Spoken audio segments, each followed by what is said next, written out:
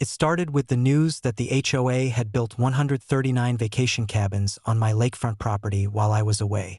Apparently, they assumed that because I wasn't immediately present, they could use my land for their profit and recreational projects. I couldn't believe the audacity. They had no legal authority, no consent, and no understanding of who they were dealing with. I returned to the property early, driving down the long, private road to the lake. From a distance, I could see the cabins, nearly complete, lining the shore. Construction equipment was still scattered across the land, and a few workers were finishing touches, thinking they could complete the project before I noticed. I activated my K9S as I approached.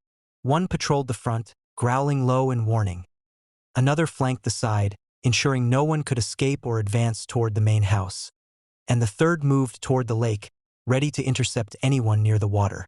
Their disciplined formation made it immediately clear that trespassers were not welcome. As I arrived at the first cabin, a foreman ran up, waving his hands. "You can't. This is HOA property. You don't own this land." I shook my head. "Actually, I do.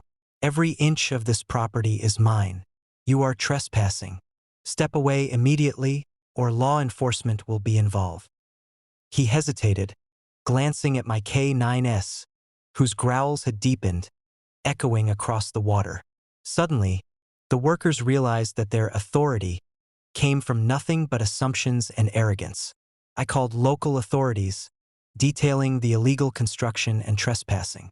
Within minutes, officers arrived to confirm my ownership. The foreman and crew were cited, ordered to cease all construction, and escorted off the property. Karen, who had orchestrated this entire plan, arrived moments later, phone in hand, shouting at the workers to continue. I calmly held up my hand. "Karen, you are trespassing and inciting illegal activity. Step back. Any further actions will be documented and prosecuted." The officers recorded her presence and confirmed my ownership once again. Karen froze, realizing that her attempts to manipulate, intimidate, and exploit my property had utterly failed.